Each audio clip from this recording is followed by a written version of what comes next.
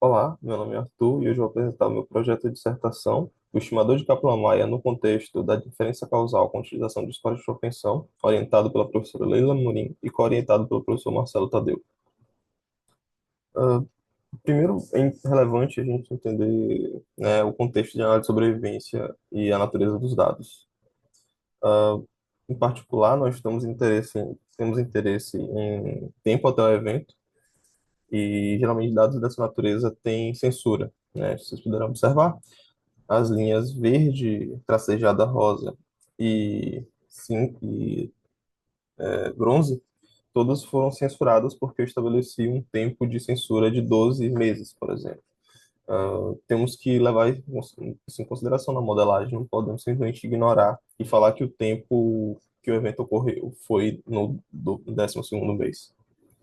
Bom, alguns elementos básicos, né, de notação e conceitos. A primeira é eu tenho definir o tempo até o evento de forma positiva. A função de sobrevivência, né, que é a probabilidade do tempo ocorrer ser maior que esse tempo tzinho. Outros aspectos relevantes para a modelagem é a função taxa de falha e a taxa de falha acumulada. Além disso, né, não observamos todos os tempos de falha, então a gente tem que definir o tempo observado como o mínimo entre o tempo de censura e o tempo que o evento ocorreu. Além disso, é relevante a gente definir um processo de unidades ou indivíduos sob risco, de forma que a gente conta quantos indivíduos sofreram o evento até aquele tempo tzinho. Um estimador clássico é o estimador de Kaplan-Meier, né? A gente, de maneira não paramétrica, consegue estimar apenas contando quantos eventos ocorreram até aquele tempo. Só que o interesse que eu tenho é em inferência causal, né? Então, como é que a gente lida com isso no contexto de inferência causal, né? Primeiro, inferência causal, quando eu estou falando aqui, utilizando as respostas potenciais de Rubin, definidas na década de 70, que tem os três pressupostos fundamentais de positividade, ignorabilidade e consistência,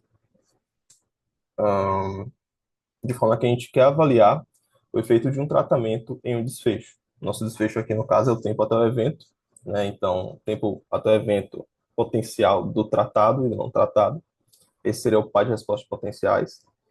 E na presença de confundidores, né? E a gente pode ter algum interesse, algum contraste, como, por exemplo, o valor esperado entre os tempos de tratado e não tratado, ou ou a razão das funções de sobrevivência dos tratados não tratados.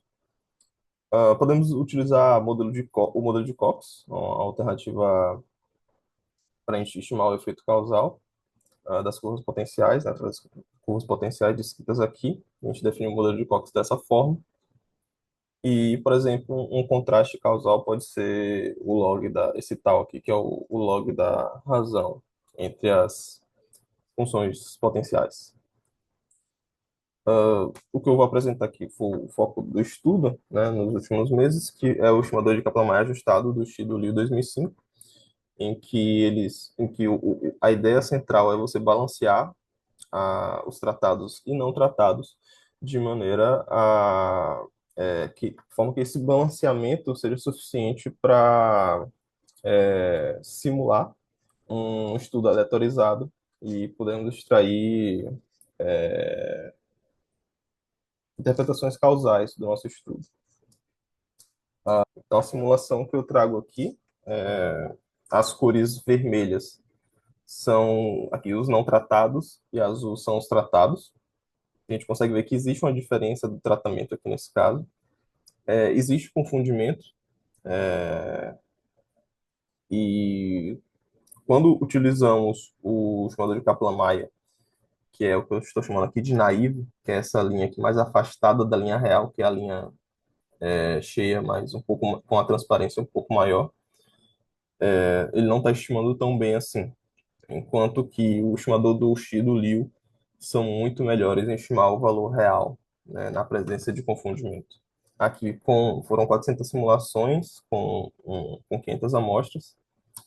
Com o aumento do valor amostral, as curvas do Kaplan-Meier se aproximam, mas ainda assim estão distantes, se compararmos com o AKME do Xi do Liu. Além disso, trabalhos que vão fechar a dissertação lidam com são aplicações relacionadas à maloclusão e à co-infecção de HIV e hepatite. Vamos explorar também outros métodos utilizando escola de propensão, mas que não dependem do modelo, como, por exemplo, a verossimilhança empírica e as pseudo-observações. Outro ponto interessante é a avaliação do efeito causal utilizando a razão de risco, porque aqui nós estamos concentrados em estimar a curva inteira, mas muitas vezes, para tomar uma decisão, é útil também ter um estimador pontual para avaliar o efeito causal e a razão de risco traz isso.